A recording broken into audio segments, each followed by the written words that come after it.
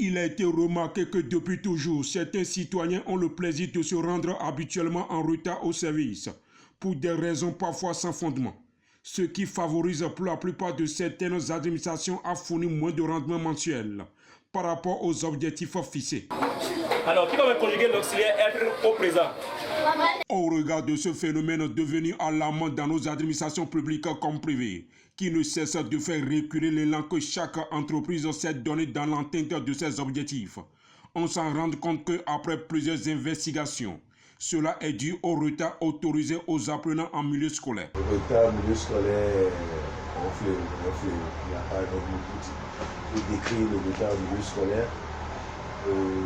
Déjà, ça fait que les enfants demain, les enfants du futur, les enfants de demain ont des difficultés à s'insérer dans la vie sociale. Parce que déjà, ayant pris l'habitude d'être en retard dans la vie active, ça se passe très mal. Ils sont obligés de venir chaque fois, d'être en retard au service. Et déjà, ça a pris l'ampleur déjà au primaire. C'est pourquoi chez nous ici, nous avions pris des dispositions pour contrer, pour amener les enfants à être à l'heure à l'école. Non seulement ces retards empêchent l'entreprise de prospérer comme cela se doit, mais contribuent sans doute au sous-développement de la nation, dans laquelle ces bêtises s'observent. Le retard n'est pas du tout une bonne chose. C'est ce pourquoi nous qui sommes enseignants, nous nous appuyons toujours sur les bonnes habitudes à adopter en vue d'une réussite scolaire.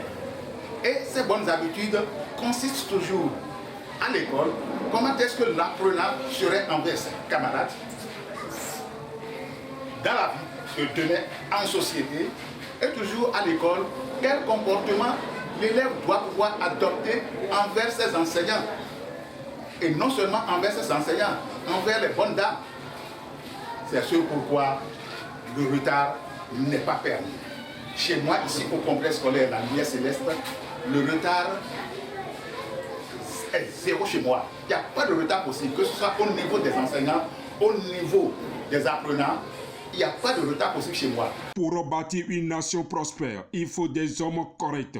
Pour cette raison, il est recommandé aux responsables d'établissements scolaires de veiller désormais à cela, afin que le modèle de citoyen dont nous rêvons, nous puissions l'avoir à travers des bonnes conduites que vous êtes appelés à imposer à vos apprenants.